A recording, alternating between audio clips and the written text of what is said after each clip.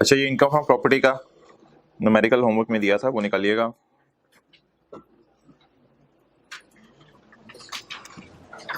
Question number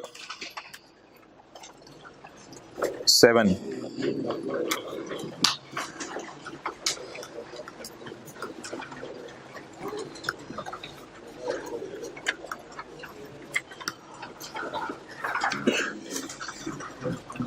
अच्छा, ये इसके अंदर आप अगर देखें तो you will find mister Sohail other individual owns a building in Clifton area of Karachi on यकम 10/2001, यानी साल के पहले दिन नहीं, यकम जुलाई 2021 नहीं, यकम 10/2021। ऑन यकम 10/2021 ही rented out the building to mister Baqir at annual rental of 12 lakh. साल का किराया 12 लाख है। This amount includes 15,000 per month for arranging 2 security guards for building. इसमें 15,000 रुपये पड़ा हुआ है सिक्योरिटी गार्ड्स अरेंज करने का। अच्छा, अब अगर मैं मिसाल के तौर पे आपसे बात करूं कि I need income from property, मुझे इनकम फ्रॉम प्रॉपर्टी चाहिए, तो मुझे बताएं ये घर हमने किराए पे कब दिया है, यकम 10 को या यकम जुलाई को? यकम 10 को। इसका मतलब है साल के पहले दिन हमने घर किराए पे नहीं दिया, बल्कि हमने किस दिन घर किराए पे दिया, बोले यकम 10 को। अच्छा, अगर मुझे इनकम फ्रॉम प्रॉपर्टी चाहिए तो what I need from income from property, income from property के लिए मुझे क्या चाहिए? इनकम फ्रॉम प्रॉपर्टी के लिए मुझे चाहिए कि मैं साल का किराया चाहता हूं, नहीं सिर्फ अपने साल का। इधर आओ, working one, income from property. अच्छा जी, टोटल मुझे बताएं किराया कितना है? 12 लाख। ये जो 12 लाख किराया है, a resident individual owns the building in Clifton on Yakam 10 he rented out the building to Bakir at annual rental of 12 lakh. 12 lakh 10 11 12 और आगे 6 महीने और 12 लाख 9 महीने के है, या 12 लाख जो है वो आपका 1 साल का है? एनुअल लिखा हुआ है, एनुअल है, 9 महीने का कैसे है? 12 लाख 9 महीने का है या 1 साल का है? 12 लाख 1 साल का है। और मुझे कितने महीने का चाहिए? 9 महीने। अच्छा, अगली बात, 12 लाख में इनकम फ्रॉम प्रॉपर्टी और इनकम फ्रॉम अदर सोर्स है, या 12 लाख के अंदर सिर्फ इनकम फ्रॉम प्रॉपर्टी है? This include 15,000 for arranging 2 security guards for the building. इसमें दोनों चीजें शामिल हैं। अब इसमें 2 मसले हैं। पहला मसला, ये अमाउंट 12 महीने की है, हमें 9 महीने की चाहिए। दूसरा मसला इसमें ये, इसमें अदर सोर्स के पैसे पड़े हुए हैं, हमें सिर्फ कौन से पैसे चाहिए? इनकम फ्रॉम प्रॉपर्टी के। अच्छा, अगर ये अमाउंट 12 महीने की है तो इसमें अदर सोर्स के कितने महीने के पैसे पड़े?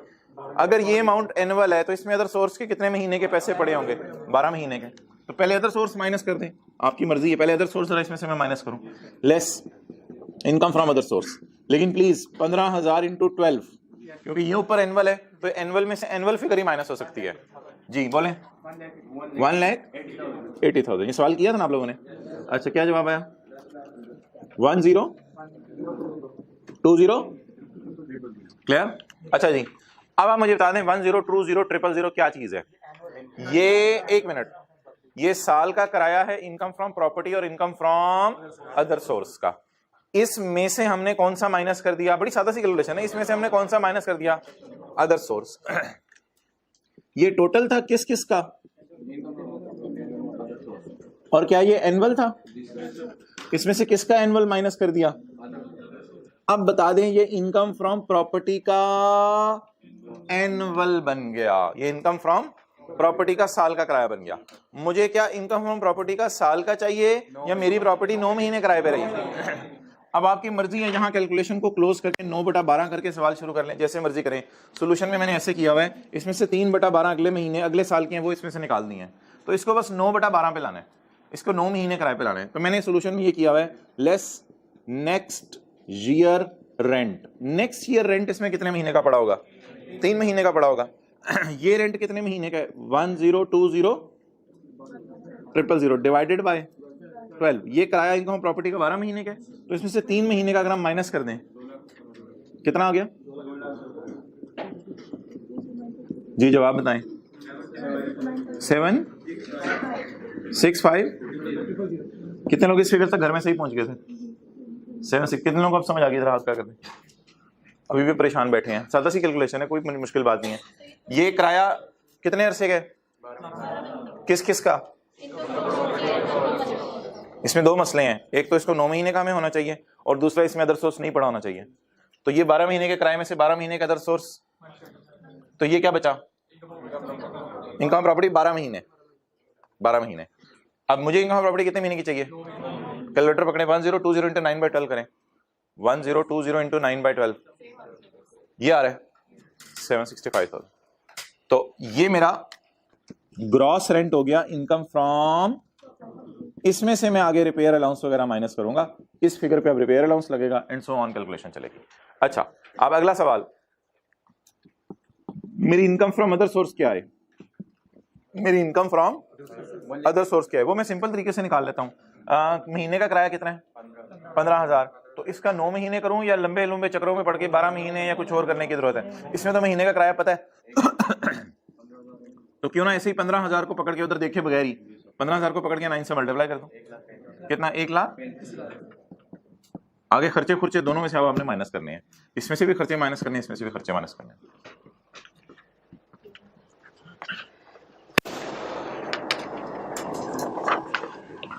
अब आपकी मर्जी है, ये कैलकुलेशन जैसे मर्जी करें, इस जवाब पे पहुंचना है आपने। कुछ लोगों ने पहले इसको 9 महीने पे ले आए होंगे 12 लाख को, जो भी किया होगा वो उनकी मर्जी है, इस जवाब पे पहुंचना है आपने, 765,000 पे पहुंचना है, जैसे मर्जी पहुंचे।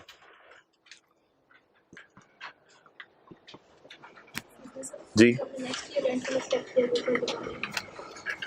आप ये स्टेप ना करें नेक्स्ट ईयर वाला, आप 1020 को 9/12 कर दें, बस ना करें। मैंने 3/12 अगले साल वाले माइनस कर दिए, ये अगले साल का किराया ये मुझे नहीं चाहिए, मेरे साल का चाहिए मुझे। अगर ये स्टेप आपने नहीं करना, ना करें। 10,20,000 कितने साल का किराया, कितने महीने का? डिवाइड बाय 12 इंटू 9 कर दें, ये जवाब आ जाएगा। या 9 महीने का निकाल लें या 3 महीने का माइनस कर दें।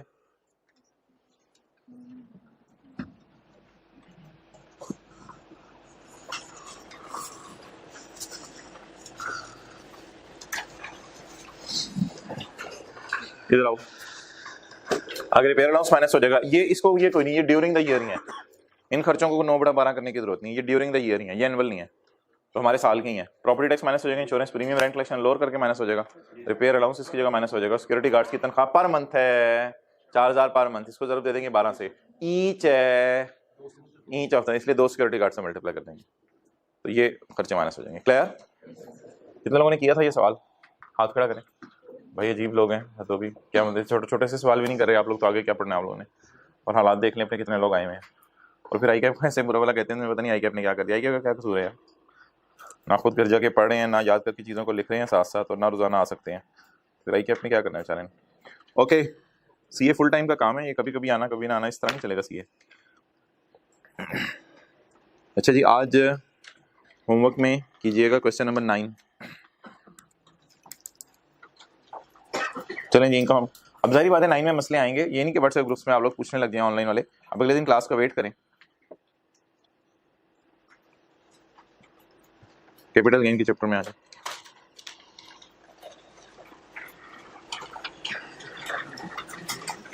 अच्छा, एक चीज जरा प्रॉपर्टी के चैप्टर में, पता नहीं अभी तो क्या कहते हैं, इस न्यूमेरिकल में तो शायद ये इशू ना आए, लेकिन एक चीज प्रॉपर्टी के चैप्टर में जरा जहन में रखिएगा, सेक्शन 15A में आए, सॉरी 16 में,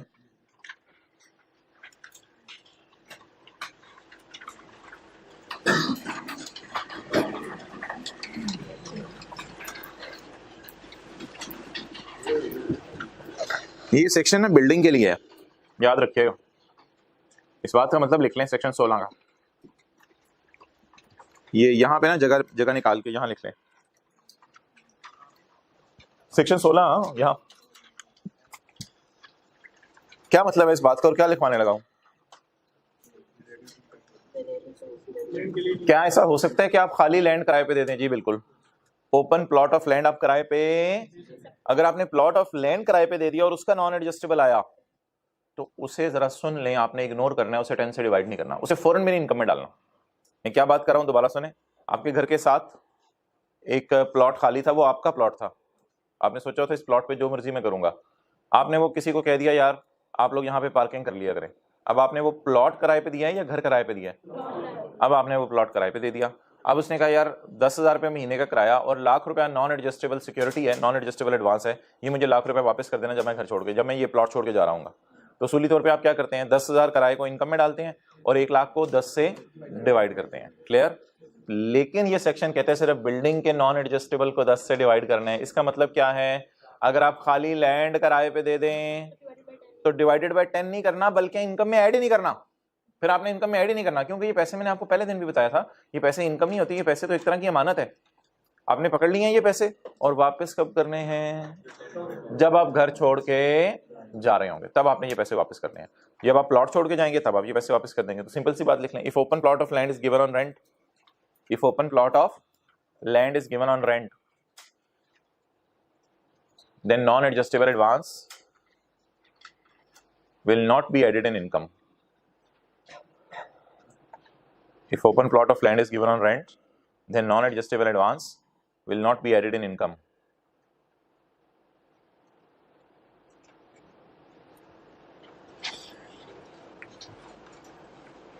अच्छा जी, क्या करें, नॉन एडजस्टेबल एडवांस को फौरन इनकम में डाल दें, फिर 10 से डिवाइड करके इनकम में डालें?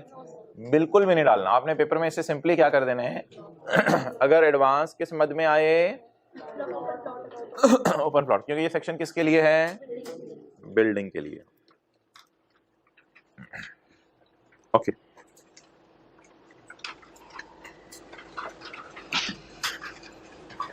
इनको हम कैपिटल गेन की थोड़ी सी रिवीजन कर लें, फिर न्यूमेरिकल शुरू करते हैं। जो बातें सिंपल सिंपल याद रखने वाली हैं, उर्दू में बस मैं बता दूंगा, लॉ की प्रोविजन हम नहीं पढ़ेंगे अभी। ये एक इंडिविजुअल है, इसकी दुकान पे पड़े हुए बिस्किट उसको कहते हैं स्टॉक, और इसकी दुकान पे लगे हुए पंखे, मेजें, कुर्सियां जो इसने बेचने के लिए नहीं रखी हुई, ये जनरल स्टोर है, उनको कहते हैं फिक्स्ड एसेट। तो स्टॉक और फिक्स्ड एसेट्स, इनको डील करता है बिजनेस का चैप्टर। इसलिए स्टॉक और फिक्स्ड एसेट्स की खासियत यह है कि ये बिजनेस के चैप्टर के हैं, इसलिए कैपिटल एसेट इन्हें नहीं कहेंगे। और फिक्स्ड एसेट की खासियत ये थी कि इनको डेप्रिशिएट किया जाता है। फिक्स्ड एसेट्स को डेप्रिशिएट किया जाता है, इंटेंजिबल सॉफ्टवेयर वगैरह को अमोर्टाइज किया जाता है। तो डेप्रिसिएशन अमोर्टाइजेशन एक ही लफ्ज है। और अब अगर आप इसके घर तक आ जाएं तो ये मूवेबल एसेट्स घर में जितने पड़े हुए हैं, मूवेबल एसेट, कुर्सियां हैं, बर्तन हैं, जो मर्जी चीजें हैं, साइकिल है, जो भी पड़ा हुआ है घर में, वो सारे के सारे कैपिटल एसेट नहीं है। बस जबरदस्ती लॉ में करने कुछ चीजों को कैपिटल एसेट बना दिया जो कहाँ पड़ी हुई हैं, घर में पड़ी हुई हैं।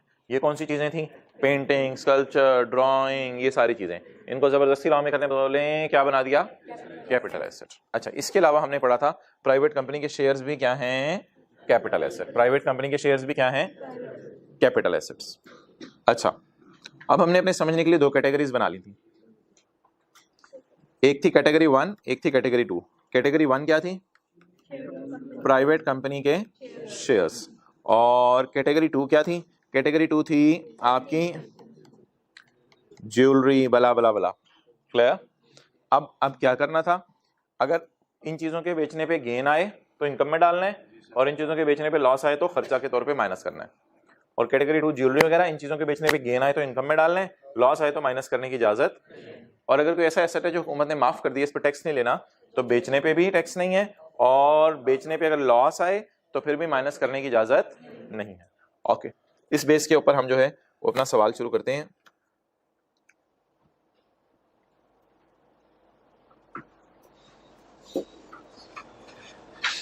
चलें जी,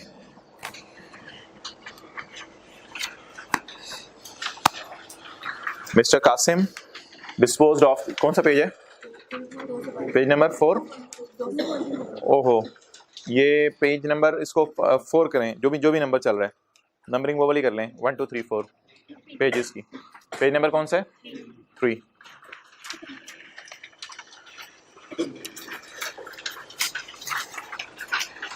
वो नंबरिंग शायद व्हाट्सएप ग्रुप में भी जो मैंने शेयर किया है, पोर्टल पे सही कर दूंगा, उसमें नंबरिंग 222 से पता नहीं कौन सा नंबर लग गया पेज पे। आप शुरू से 1 2 3 4 5 नंबरिंग लगवा लें, मैं दोबारा भी शेयर कर लूंगा ग्रुप में। अच्छा, तो mister Kasim disposed of the following assets during tax year 2012। इसने टैक्स ईयर 2012 में, चलिए आप घर जाकर नंबरिंग पूरी कर लीजिएगा, अभी सवाल समझे। टैक्स ईयर 2012 के अंदर ये डेटा आपसे शेयर किया, ये क्या बेचा इसने, shares of Amy private company. खरीदे कब, 2008 में, बेचे कब, 2012 में। कितने के खरीदे, कितने के बेचे, गेन आया, लॉस, गेन आया। अच्छा जी, ये कौन सी कैटेगरी है प्राइवेट कंपनी के शेयर्स? कैटेगरी 1। अच्छा, गेन क्या है? इनकम है। तो गेन आया, इनकम है, लेकिन गेन पे क्या डला हुआ है?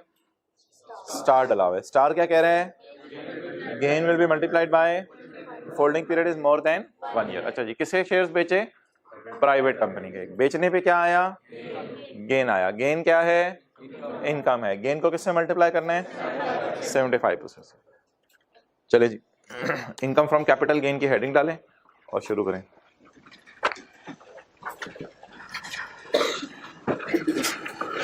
डस्टर की तरह नहीं पड़ा हुआ है।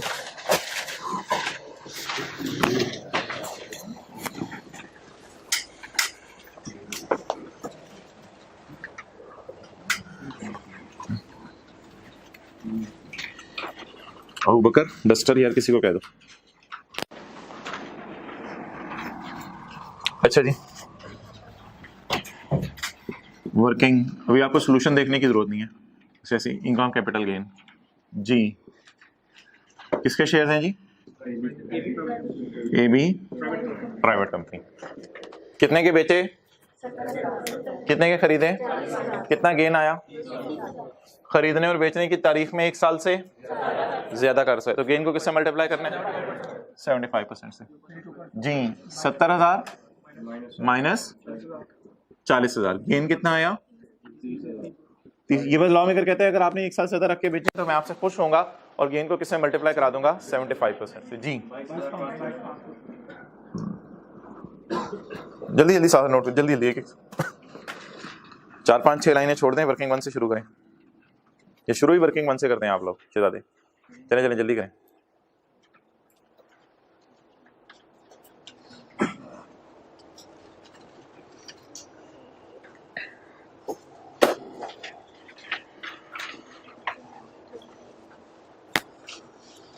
चलो आ जाओ, इधर ले आओ।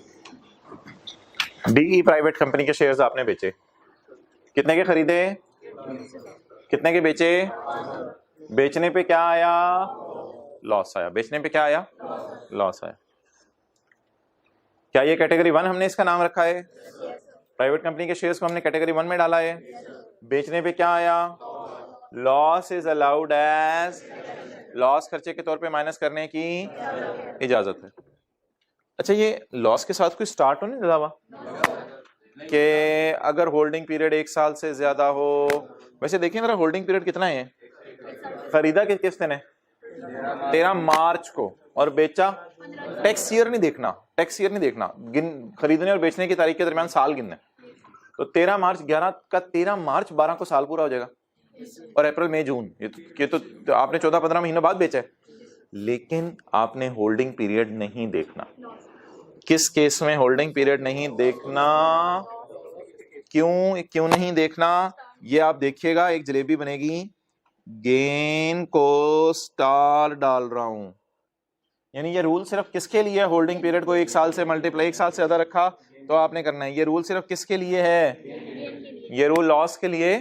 इसलिए लॉस में कोई परेशान होने की जरूरत नहीं, बस सिंपल बात को खत्म करें। खरीदा कितने का? बेचा कितने का? कितना नुकसान आया? बस नुकसान रिकॉर्ड करें। कौन सी कंपनी?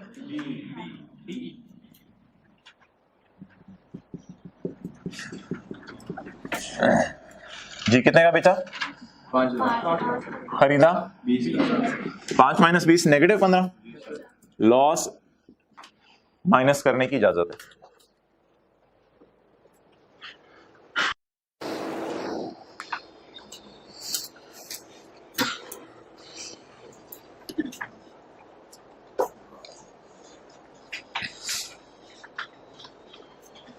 इधर लाओ, ये देखें, बोले loss is allowed as, loss minus करने की इजाजत है। आगे चलें जी। D public. अच्छा, आप कह रहे होंगे आपने तो कहा था प्राइवेट कंपनी के शेयर्स बेचना जहां आएगा, यहाँ तो लिस्टेड भी आ गई, अनलिस्टेड आ गई, ये तो प्राइवेट नहीं होती।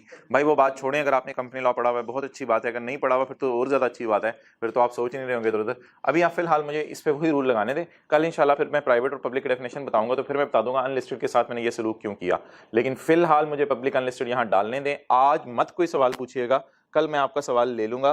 कल जो है पहले पब्लिक प्राइवेट की डेफिनेशन पढ़ाऊंगा आपको, तो फिलहाल सिर्फ ऐसा करें कि आप यही वाला रूल लगा दें जो प्राइवेट कंपनी का, समझे ये प्राइवेट कंपनी है लेकिन लिखा क्या हुआ है पब्लिक अनलिस्टेड। लेकिन कल साबित करेंगे इसको भी क्या कहते हैं, हमारा इनकम टैक्स का लॉ इसको क्या कहता है प्राइवेट, हालांकि देखने में क्या है पब्लिक, और फिर कल देखेंगे पब्लिक अनलिस्टेड प्राइवेट में फर्क क्या होता है। लेकिन जबरदस्ती इन सब को हम क्या कह देंगे कल हमारे लॉ की नजर में, ये सारी कौन सी कंपनीज हैं, चारों प्राइवेट कंपनीज हैं। क्लियर, कल बात करेंगे इस पे। अच्छा चलें आप अपनी रिदम पे चलें। किस कंपनी के शेयर्स बेचे, कंपनी डी के, कितने के खरीदे, कितने के बेचे, 10,000 का क्या आ गया नुकसान। 1 साल से ज्यादा रखे हैं वैसे आपने, लेकिन नुकसान के अंदर ये परेशान होने की जरूरत नहीं है। कौन सी कैटेगरी है जी, ज्वेलरी वगैरह तो नहीं है, प्राइवेट कंपनी जैसे शेयर्स हैं, कुछ पब्लिक अनलिस्टेड नाम लिखा तो प्राइवेट कंपनी जैसे शेयर्स हैं। अच्छा बेचने पे क्या आया, क्या रूल है जी, अलाउड है सेक्शन। कौन सी कंपनी, डी कंपनी। मैं देख लेता हूँ कितने फिगर है, 20,000 सेल प्राइस माइनस क्या आ गया 10,000 प्लस।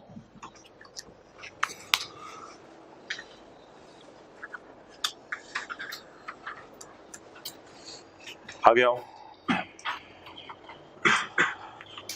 जी। एन कंपनी के शेयर्स बेचे, खरीदे कितने के, बेचे, गेन कितना आया 1,40,000 गेन आया है, गेन। खरीदे किस दिन, बेचे यकम मार्च 11 का, 1 साल पूरा होगा यकम मार्च 12 को, और यकम मार्च 12 से 4 दिन पहले, कोई 2-3 दिन, जितने भी 28 दिन होंगे फरवरी में, तो यकम मार्च से 2-3 दिन पहले ही बेच दिए। तो क्या आपको लग रहा है, मैं टैक्स का सवाल नहीं पूछ रहा, सादा सा सवाल पूछ रहा हूँ बच्चों वाला, क्या आपको लग रहा है साल रख के बेचे या साल से पहले बेच दिए, साल से पहले बेच दिए। तो गेन आ गया कितना जी, बताएं बताएं बताएं, 1,40,000 का गेन आ गया। ये 1,40,000 का जो गेन आ गया, क्या ये गेन कैलकुलेट करते हुए 75% से मल्टीप्लाई करेंगे, क्यों नहीं करेंगे, क्योंकि होल्डिंग पीरियड 1 साल से, खरीदने और बेचने की तारीख के दरमियान जो अरसा है वो 1 साल से कम है, तो इसलिए सिंपल हम गेन को ऐड कर देंगे। तो 2 लाख माइनस 60,000, कौन सी कंपनी, 2 लाख माइनस जी 1,75,000 से क्यों नहीं मल्टीप्लाई किया, क्योंकि खरीदने और बेचने के दरमियान जो अरसा है वो 1 साल से कम है।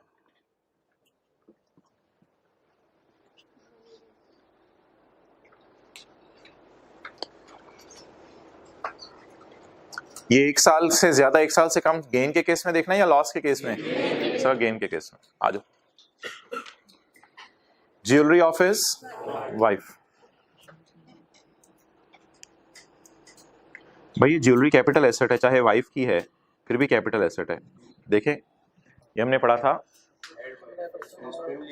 however following assets held for personal use by the person or his family dependents shall be considered as, तो वाइफ डिपेंडेंट है उस पे, इस वजह से क्या होगा, हाँ वाइफ इंडिपेंडेंट हो तो इस पे अलग बात करेंगे, फिलहाल अभी इस सवाल की तरफ पे ना जाएं।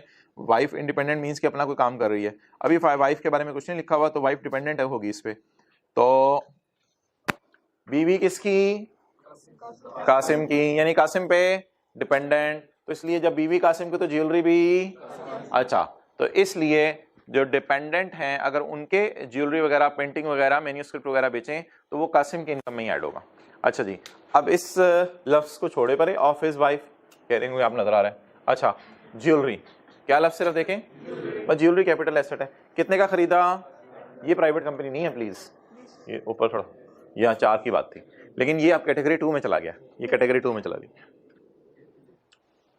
ज्वेलरी, पेंटिंग, ये जो सारे नाम लिखे हुए हैं ये कैटेगरी 2 है। कितने की खरीदी, 10,000 की, कितने की, अल्लाह अकबर, ज्वेलरा है पता नहीं। अच्छा जी, तो 70,000 का क्या आ गया, गेन आ गया। अच्छा खरीदने और बेचने के दरमियान में 1 साल से ज्यादा का अरसा, बता दीजिए क्या करना है, पहले तो बताएं गेन इनकम में ऐड करना है या नहीं, कैटेगरी 2 है ना ये, तो गेन इनकम में ऐड करना है। अगर गेन इनकम में ऐड करना है तो अगला सवाल ये है कि इसको मल्टीप्लाई करेंगे 75% से या नहीं करेंगे, क्यों क्यों क्यों क्यों क्यों, होल्डिंग पीरियड 1 साल से ज्यादा है। जी कितने की बेची? 80,000 80,000 की। खरीदी 10,000 होल्डिंग पीरियड 1 साल से इंटू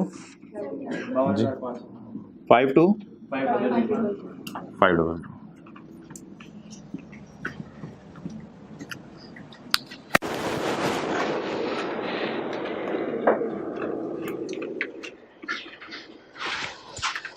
चलो आज भाई, इतना टाइम नहीं नोट करने के लिए। ओके आगे क्या बेचा जी? इसकी अपनी को पेंटिंग होगी। कितने की खरीदी? कितने की बेची? 20,000 की। 70,000 का क्या आ गया? नुकसान। 70,000 का नुकसान आ गया। कब खरीदी? 2007 में। कब बेची? वैसे 2007 में खरीद के 2012 में बेची, इसको क्या आ गया? लॉस आ गया। पेंटिंग, ज्वेलरी, ये सारी चीजें जो पड़ी थी ये किस कैटेगरी में आएंगी? कैटेगरी 2 में। लॉस माइनस करने की इजाजत नहीं है। ये पहला पॉइंट मुझे कहा, लॉस माइनस करने की इजाजत। अब कितने की खरीदी? कितने की बेची? 77 का क्या आया? लॉस माइनस करने की इजाजत नहीं है।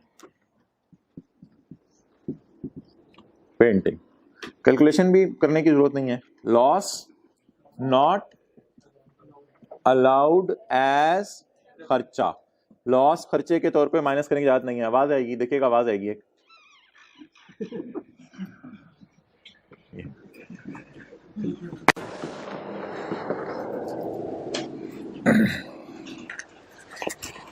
शायद ऑनलाइन क्लासेस में ना गई हो।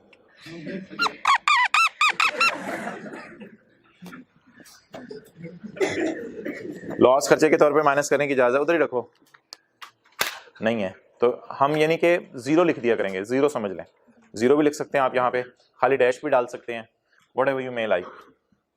सिंपली आप इस तरह लिख सकते हैं, लॉस खर्चे के तौर पे माइनस करने की इजाजत नहीं है। चलें आगे।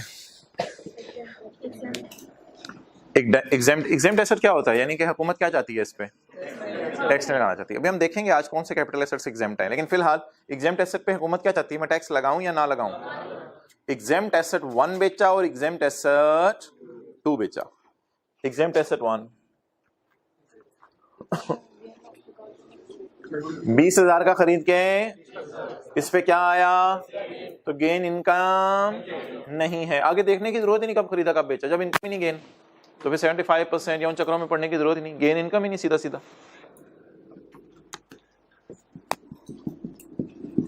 तो exempt asset gain is not an income. बस इस तरह छोटी सी लाइन हमने लिख दी।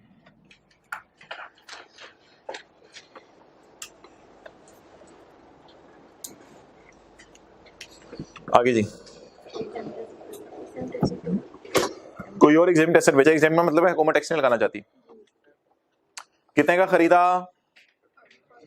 25,000 का। कितने का बेचा? कितना लॉस आया? 20,000। आप बताएं क्या करें भाई? एग्जेम्प्ट एसेट में लॉस भी माइनस करने की इजाजत, ना गेन इनकम है ना लॉस। ये देखें, लॉस इज सॉरी ये बोला loss is not allowed as, और गेन इनकम नहीं है, लॉस माइनस करने की।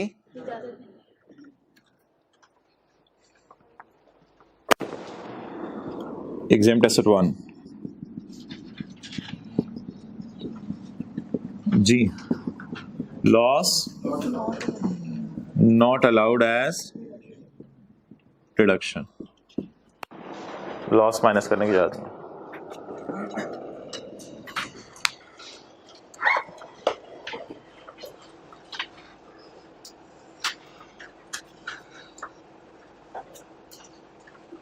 आ जाओ इधर। आगे जी, कॉइन बेचा। कितने का खरीदा? 2 लाख का। कॉइना होगा पूरा। 2 लाख का खरीदा, बेचा कितने का? कितना गेन आया? 4 लाख का। प्राइवेट कंपनी का शेयर तो नहीं है, ये तो कॉइन है। कॉइन कैटेगरी 2 में आता है। कॉइन के बेचने पे क्या आया? गेन आया। होल्डिंग पीरियड 1 साल से ज्यादा है, तो 4 लाख का गेन आया, लेकिन 4 लाख के गेन को पूरा इनकम में ऐड नहीं करेंगे, 75% से मल्टीप्लाई करके करेंगे जी। 6 lakh minus 2 lakh is equal to is equal to 75, हाथ दो भी, इंटू 75%।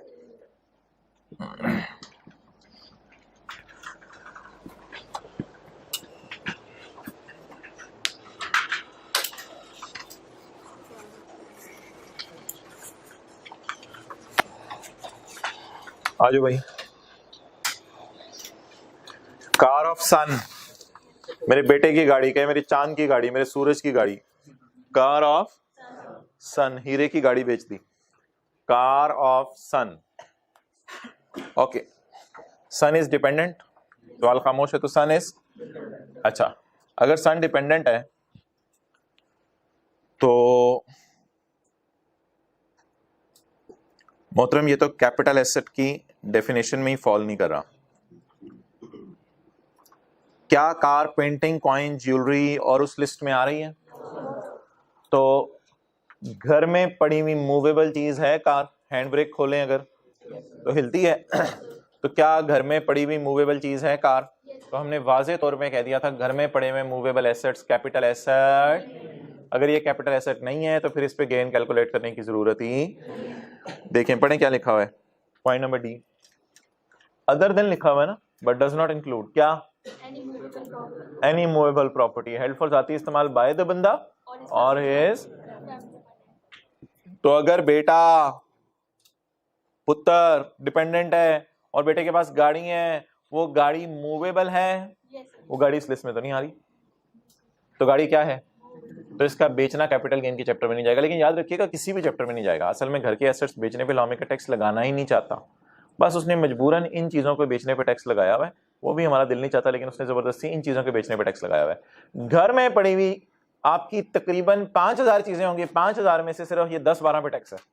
बाकी घर में पड़ी हुई जितनी मर्जी मूवेबल चीजें उन सब पे टैक्स नहीं है, उन पे टैक्स नहीं लगता। घर में पड़ी हुई जितनी चीजें उन पे टैक्स नहीं लगता। इसलिए ये ना कहिएगा कि घर की गाड़ी बेची तो कैपिटल गेन के चैप्टर में नहीं जा रहा, तो फिर क्या ये अदर सोर्स इनकम होगी? ना ना ना ना ना, ये कोई इनकम ही नहीं है। बस घर की गाड़ी बेच दी तो पेपर में आपने लिखाना है, क्या लिखा हुआ है? Does not include movable assets. तो आपने लिखाना है इट इज नॉट अ, बस ये कैपिटल एसेट ही नहीं है। जब कैपिटल एसेट नहीं है तो फिर इसलिए परेशान होने की जरूरत ही नहीं कि कैपिटल गेन के चैप्टर में क्या करें। लेकिन ऐसे ही एक बात आगे की कर दी मैंने, ये ना सोचिएगा ये किस हेड में जाएगा। घर के एसेट्स का बेचने पे दुनिया के लॉज आमतौर पर टैक्स नहीं लगाते। हाँ, कुछ गिने चुने एसेट्स हैं इनको जबरदस्ती इसने डाला हुआ है, जैसे हमने भी टैक्स लगाया था ज्वेलरी के ऊपर, वो एसेट्स हो रहे हैं। लेकिन ये गाड़ी तो कम से कम इस लिस्ट में नहीं आ रही।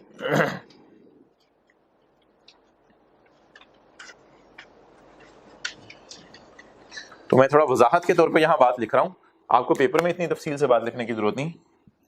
पेपर में आप बेशक लिख देंगे it is not a capital asset, paper में आप लिख देंगे it is not a capital asset. मैं वजाहत के तौर पे ब्लू मार्कर से बात लिख रहा हूं, क्यों कैपिटल एसेट नहीं है?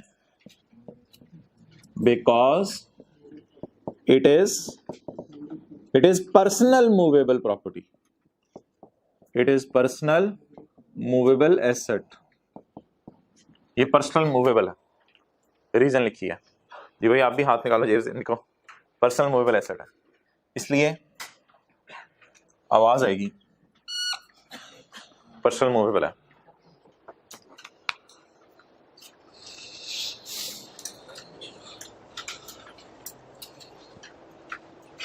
ओके, चलें आगे पढ़ें। होम फर्नीचर, अब जरा आप ट्राई करें। ये होममेड हांडी नहीं है, कोई होम फर्नीचर लिखा हुआ है। हाँ जी, होम फर्नीचर, फर्नीचर इस लिस्ट में तो नहीं आ रहा। होम का क्या मतलब है?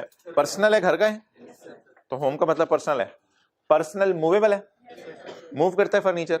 अगर आप ना बैठे हो तो मूव करता है फर्नीचर, बिल्कुल करता है। तो पर्सनल मूवेबल है, तो ये कैपिटल एसेट, सेम वही रीजन। होम फर्नी और रीजन वही, it is not a capital, नहीं it is not a asset, नहीं हिंदी तो नहीं करनी, it is not a capital asset. तो आगे देखने की जरूरत ही नहीं, गेन आया लॉस आया क्या हुआ, ये तो है ही कैपिटल एसेट नहीं।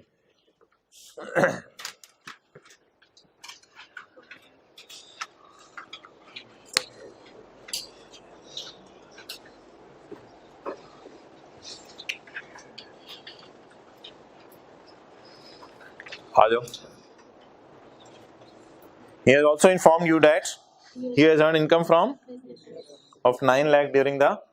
हमें तो लग रहा था इसे एसेट बेचने से फुर्सत मिलेगी तो और कोई काम करेगा, पूरे उठा के एसेट ही बेच दिए इसने साल. बहरहाल एसेट बेचने से फुर्सत मिली है, साथ ही कारोबार भी कर रहा है साल. कैपिटल गेन का फिलहाल टोटल कर ले, वो तो इनकम फ्रॉम बिजनेस है ना, कोई और इनकम है जी. कितना? 4,90,000. ओह जबर. अच्छा जी 4,90,000 जी. अब सॉल्व करते हैं numerical proper. Mister Kasim, income and tax thereon tax year 2012 जी. बोले इनकम फ्रॉम प्रॉपर्टी कितना आ गया? ये चाचू बाहर आ जाओ, प्रॉपर्टी चैप्टर खत्म हो गया. 4,90,000 भाई खांसना मने. इनकम फ्रॉम बिजनेस कितनी है जी? 9 लाख.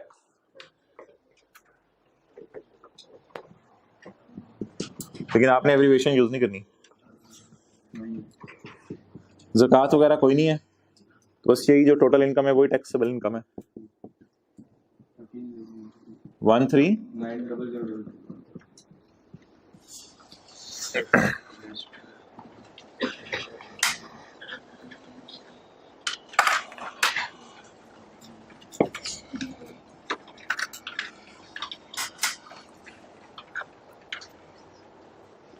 अच्छा जी, टैक्स निकालना है. जब पता नहीं क्यों ये परेशान हो जाते हैं लोग कि इनकम फ्रॉम सैलरी है नहीं तो टैक्स कैसे निकालेंगे. वो भाई क्या मसला है, इनकम फ्रॉम सैलरी नहीं है तो ठीक है भाई, जीरो है ये. फिर अब जब आप इसका 75% लेंगे, पेपर में शो तो नहीं करना होता है समझने के लिए, जो भी फिगर आएगी जो भी आए तो ये जीरो उसके मुकाबले में कम होगा भाई. फरमाने जाहिर बात है ये जीरो उसके मुकाबले में क्या होगा. तो इट मींस कि सैलरी इनकम कम है, तो कौन सा टेबल लगेगा? टेबल 1 लगेगा. तो टैक्स निकाल दें जी टेबल 1 देख के. 13,90,000. बंदे रखे हुए हैं टैक्स निकालने के लिए, बंदे रखे हुए हैं.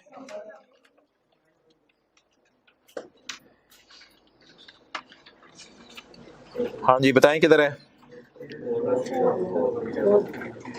1390. 1390 12 लाख से कितना ज्यादा है? 1390 1200 से कितना ज्यादा है? और 70,000 जमा 15%. 70,000 जमा 15% ऑफ 1 लाख जी 98,500.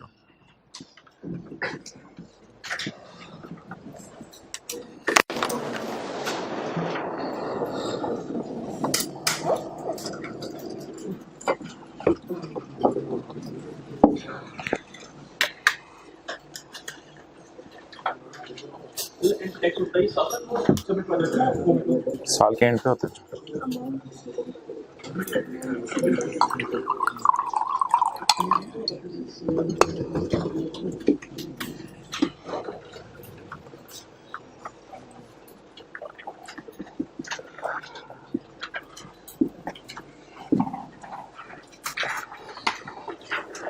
पुरानी वाली पोजीशन पे लाया करो.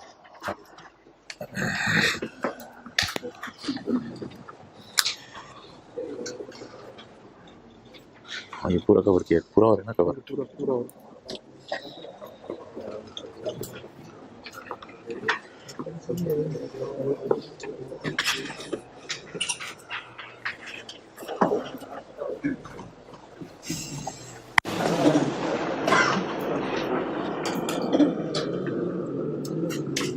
आ जाओ.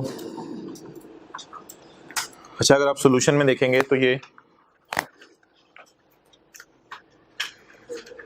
सॉल्यूशन में देखेंगे ये डायरेक्ट वर्किंग के बगैर ही हुआ हुआ है. समझ रहे हैं ना?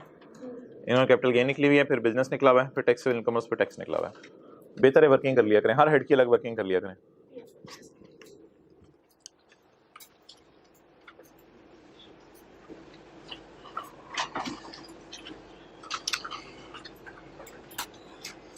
चलिए पॉइंट 1 कल हमने पढ़ना शुरू किया था. आ जाए वापस पेज 1 पे.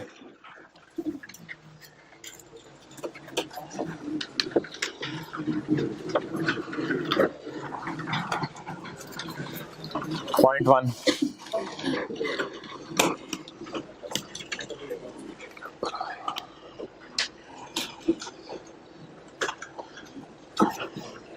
A gain arising on the disposal of, जो गेन आएगा कैपिटल एसेट के बेचने के ऊपर, shall be chargeable under the head, ये गेन चार्जेबल होगा under the head capital gain, जो गेन आया करेगा कैपिटल गेन के चैप्टर में चार्जेबल होगा।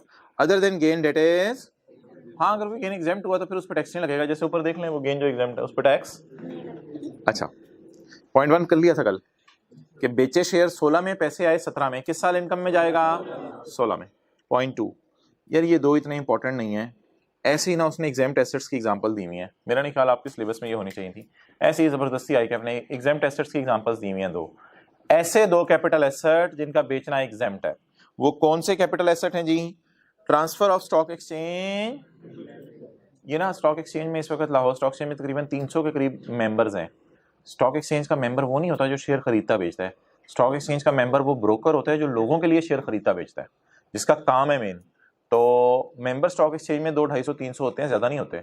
उनकी मेंबरशिप सीट होती है और ये सीट बड़ी महंगी मिलती है, कोई आज से 10 साल पहले पता नहीं 2.5-3 करोड़ रुपए की सुनी थी, अब तो पता नहीं कितने की होगी।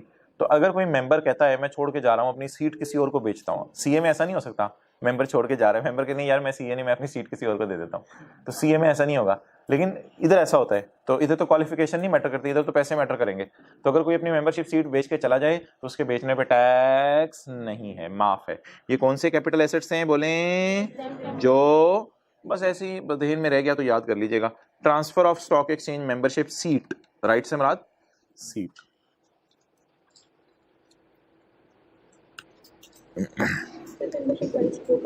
जी ब्रोकर को, नेक्स्ट इसे ब्रोकर भी कहते हैं। Gain on sale of shares of a company setup in, ये एक्सपोर्ट प्रोसेसिंग जोन वाली कंपनीज अक्सर सियालकोट में आपको मिलेंगी।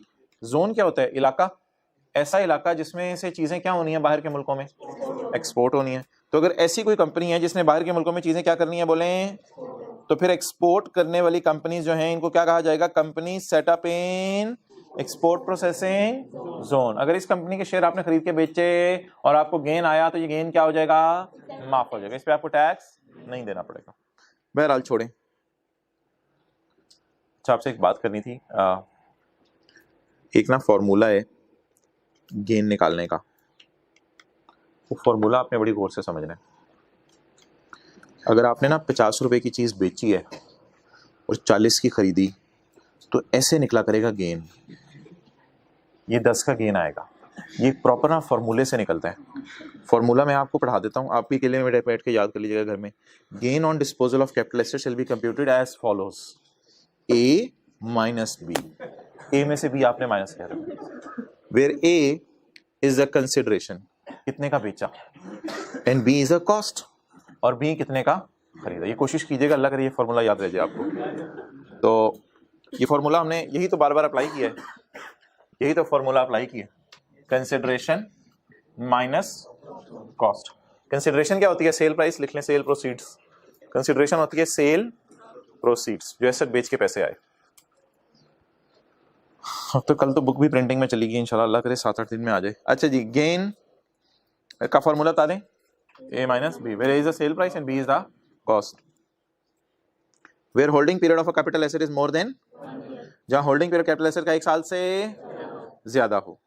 ये वाली बात आपको समझ नहीं आएगी, ये तो कल जब हम पढ़ेंगे ना वो अगला, तो फिर आपको समझ आएगी। अगला एक सेक्शन है वो पढ़ेंगे तो आपको समझ आएगी। इसको भी मैं छोड़ा हूँ ब्रैकेट वाली बात को। Where holding period of capital asset is more than, the gain shall be calculated as amount of gain determined under subsection 2, वही जो ऊपर हमने गेन निकाला है, मल्टीप्लाइड बाई 3/4, 75% मल्टीप्लाइड बाई 3/4। तो अगर होल्डिंग पीरियड 1 साल से ज्यादा होगा तो बोलें गेन को किससे मल्टीप्लाई कर देंगे? 75% से। तो आपको पेपर में ये बातें लिख के आने की जरूरत नहीं होती, डिटरमिन्ड अंडर सबसेक्शन 2, बस छोड़े अमाउंट ऑफ गेन इंटू 3/4। लेकिन ये समझने के लिए होता है कि वो जो ऊपर गेन निकले इसको मल्टीप्लाई किससे कर दो? 3/4 से। Amount of gain 30,000 into 75%।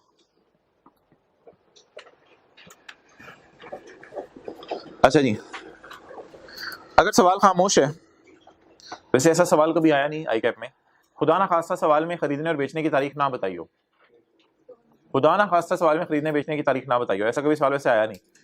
तो you should assume that holding period is more then, आप एज्यूम कर लीजिएगा साल बाद ही चीजें बेची जाती हैं, कौन रोजाना रोजाना चीजें बेच रहा होता है, लेकिन assumption है जिस मर्जी साइड पे ले लें, आपकी मर्जी है, जैसे मर्जी एज्यूम कर लीजिएगा। ओके आगे चले भाई, अगली बात आपने बड़ी गौर से समझनी है।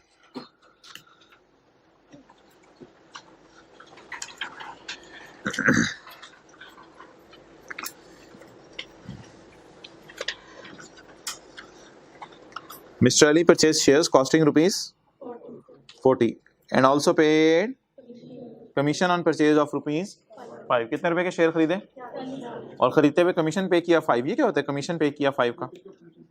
हाँ, कोई ब्रोकर होगा, कोई कमीशन एजेंट होगा, किसी को आपने कमीशन पे कर दिया। तो mister Ali purchase shares costing rupees 40 and also paid commission on purchase of rupees 5। After few days shares are sold for rupees 120। चंद दिनों बाद शेयर कितने के बेच दिए? चंद दिनों बाद या चंद सालों बाद? तो होल्डिंग पीरियड 1 साल से कम है। आफ्टर फ्यू डेज 10, 15, 20, 25, 30 दिन के बाद इसने शेयर बेच दिए होंगे। तो commission paid on sale amounted to 2। बेचने के वक्त कितना कमीशन पे किया बोले जी? 2 का। तो बेचने के वक्त बोले कितना कमीशन पे किया? 2 का। और खरीदने के वक्त कितना पे किया था? 5 का। चीज खरीदने पे भी कमीशन लेते हैं लोग, बेचने पे भी ले लेते हैं, ठीक है। Fine paid to government at the time of transaction बोले कितना है? At time of sale is ₹7। Fine क्यों पे किया गवर्नमेंट को? भाई को वायलेशन कर दी होगी रूल की, हुकूमत के। Fine paid to government at the time of sale is ₹7। अच्छा, Ali also incurred repair expense of ₹14 to earn income under that income from other source। income from other source कमाने के इसलिए 14 रुपए की रिपेयर भी की है। अच्छा,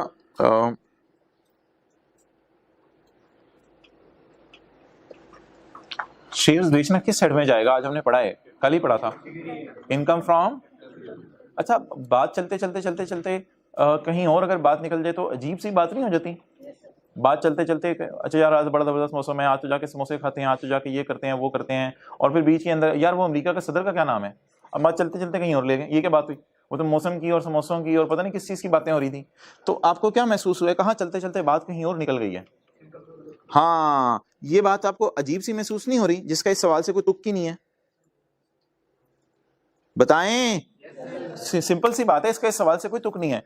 ये जो बाकी मैंने येलो के अंदर हाईलाइट करूंगा, ये देखिएगा। आप जरा समझे, क्या इन दोनों बातों का आपस में कोई लिंक है या दूर दूर तक कोई लिंक नहीं है? क्लियर हो गई ये बात? अब आप ये बात जरा पढ़ें। Ali purchase shares costing 40।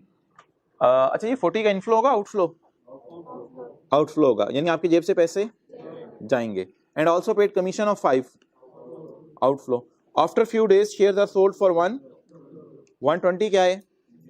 Commission paid on sale is, ये क्या है? आउटफ्लो, जेब से पैसे जा रहे हैं। Fine pay to government at the time of sale is 7, ये भी क्या है आपका? Outflow. Ali also incurred repair expense of 14, it is also outflow. अब बेतुकी बात को जरा छोड़ के मुझे बताएं, अगर मैं इनफ्लोज को ए कह दूं यानी कंसिडरेशन और आउटफ्लोज को बी कह दूं यानी कॉस्ट, तो ऐसा कोई इतना हरज नहीं होगा। गेन निकालने का फॉर्मूला क्या है? Where A is the and B is the, तो ए को मैं कंसिडरेशन कह दूं, बी को मैं कॉस्ट कह दूं, यानी ए इनफ्लोज और बी आउटफ्लोज, खर्चे। अब अगर मैं गेन निकालना चाहूं तो गेन निकालने से पहले मुझे 2 चीजें चाहिए। क्या? ए चाहिए और व्हाट इज ए? अच्छा, बी में क्या क्या है? 40 रुपए किस चीज का खर्चा है? भाई देखें इधर आए में, तो 40 रुपए क्या है? शेयर खरीदने की कॉस्ट, और 5 रुपया क्या है? कमीशन, और 2 रुपए क्या है? सेल पर कमीशन, और 7 रुपए क्या है? गवर्नमेंट को फाइन। और मुझे बता दें आगे, रिपेयर एक्सपेंस अदर सोर्स वाला कितना है? 14। अच्छा, अब मेरे भाई आप मुझे पता नहीं क्या इग्नोर करवा रहे हैं, मैं तो आपको बताना कुछ और चाह रहा हूं। मैं ये बताना चाह रहा हूं कि मैं तो अच्छी खासी चीजें इग्नोर करूंगा। मैं तो इस 14 को भी काटूंगा और मैं इस 7 को भी काटूंगा, मैं इस 14 को भी काटूंगा और इस 7 को भी काटूंगा।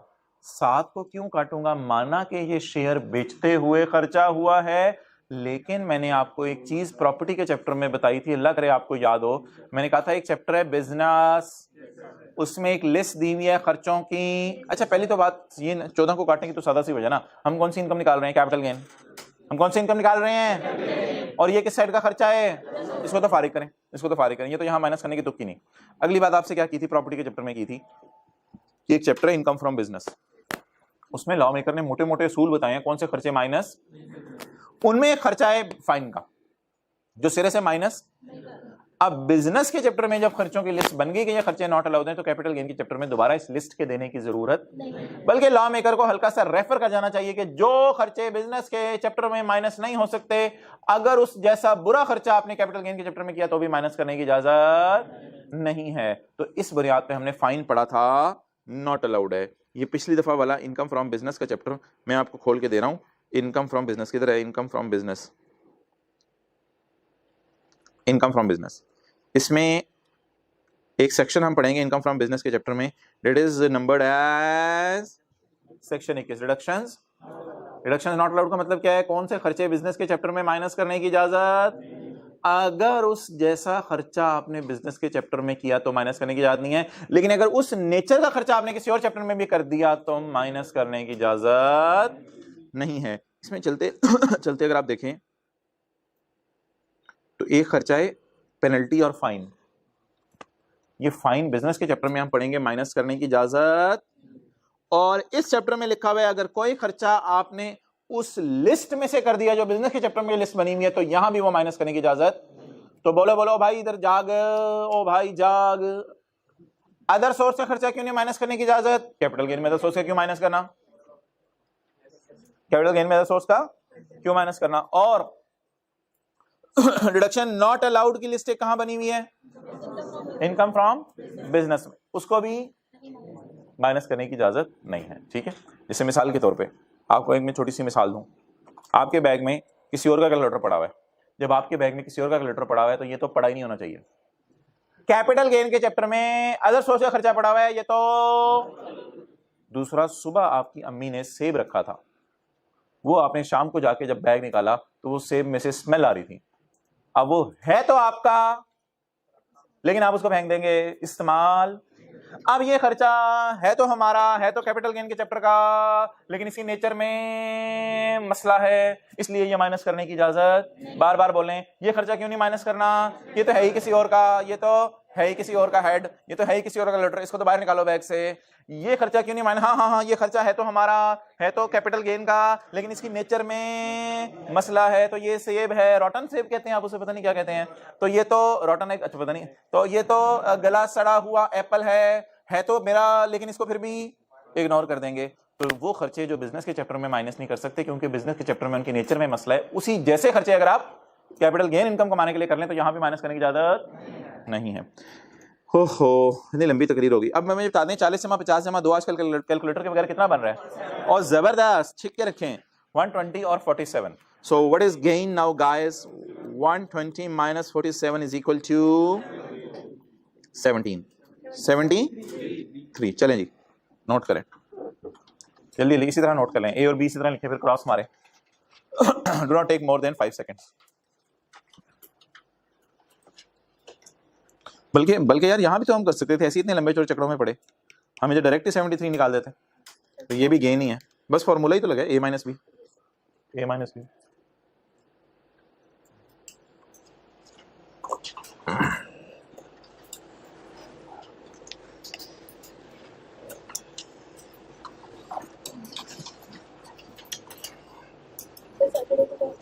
जी सैटरडे को टेस्ट होगा लेक्चर 1 to 11।